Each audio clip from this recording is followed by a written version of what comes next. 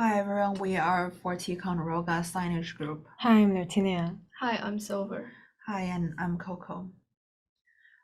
First, I'm gonna introduce what is Fort Ticonderoga. Fort Ticonderoga is a historical fort located on Lake Champlain in upstate New York. It played a key role in the French and Indian War and American Revolution. Restored in the 20th century, it is now the popular museum showcasing its history, artifacts, and scenic views. I'm gonna introduce our projects through our group, our goals, and the direction we're working on.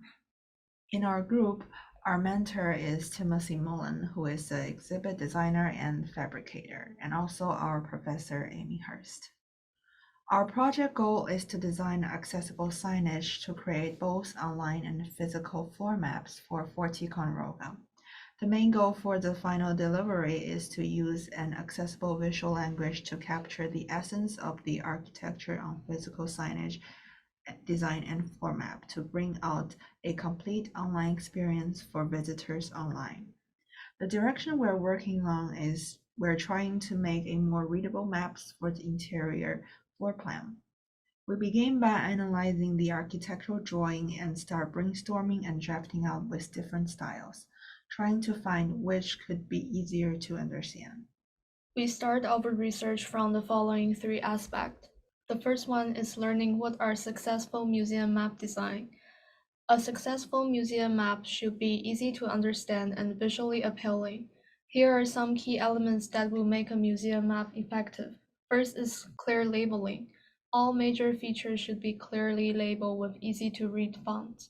Second is color coding, which can help visitors to quickly identify different types of spaces. Third one is directional arrow, which may guide visitors through the space. Fourth is scale and orientation.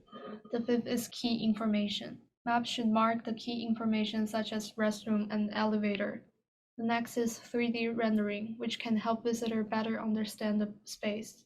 And the seventh is use of icons.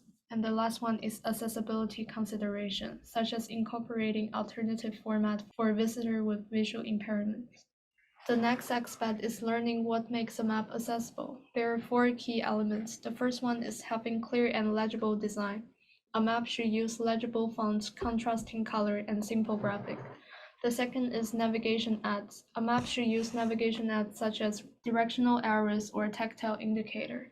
The third one is consideration of cognitive impairment.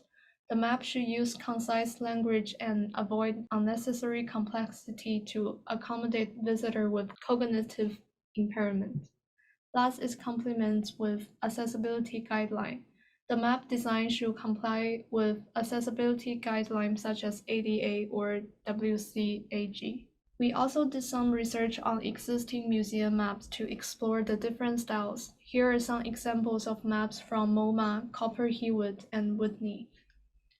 There are two main challenges for our project. The first one is complex structure of the architecture. Fort Ticonderoga has a sophisticated spatial design. As we are not able to visit the place in person, it makes it harder to understand the architecture in such short amount of time. The second one is limited online resources.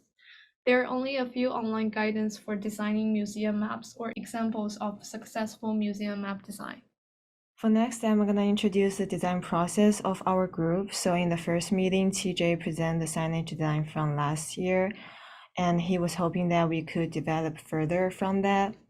And he gave us the branding guideline for us to reference in our later on design process. And then in the second meeting, he gave us a really detailed floor plan and the architecture drawing of the Fort Ticonderoga. In the meeting, he did a really clear, detailed explanation on different location and different labels or different exhibition areas, and he stressed that main exhibition will happen in the South Barrack and the West Barrack, in which I highlighted using the orange line in the picture over here. And he gave us different plan level views of the South Barrack for us to get a more close-up look at the architecture design. And then he make a really clear explanation on the location of the elevator, the staircases, the exhibition area using the architecture drawing.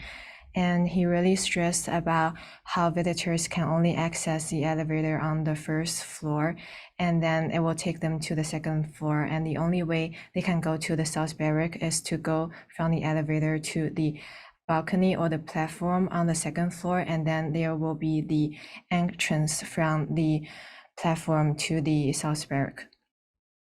So in the first drawing, we did the 3D floor plan view of the South Barrack based on TJ's choice on the 3D view, and we present him with several symbol choices so we can really get to know his preference.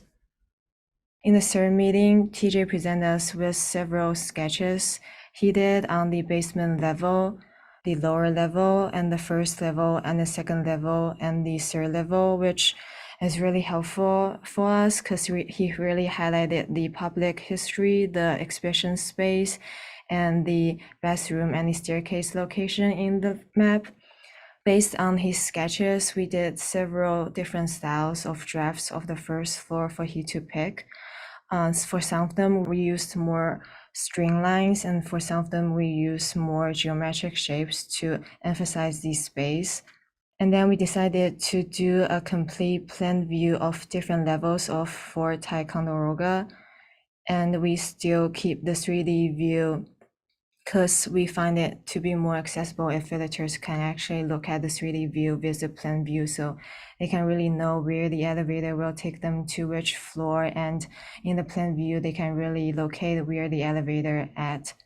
And in our next step, we will finalize the design style with TJ and confirm the color and font choices and trying to add more accessible design into our floor plan. And now we'll have the question and feedback time.